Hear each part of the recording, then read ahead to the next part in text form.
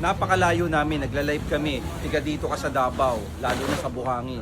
So, imbis na bumili ka sa online, dito ka na bibili. Diba? Mas barato. Mas barato. Mas barato kasi kapag sa offline tawag namin dito sa mga stores. So ayan, ito yung kanila. Isa lang to sa ano nila. Lisan ha. Sasalubungin ka nito. Ganda no? Dashan guys. Pakalat-kalat lang. Merl. Maskin asa lang sila, no? Oh, pagkalat-kalat na. Cute no? O abangan ka namin dito. Kaya nga no, ma'am, wala may kawatan dire. Wala may kawatan sa Davao. Wala gani. Muna pakalat-kalat lang sila. Christian Feed Supply, diri ni siya sa Buhangin, Davao City.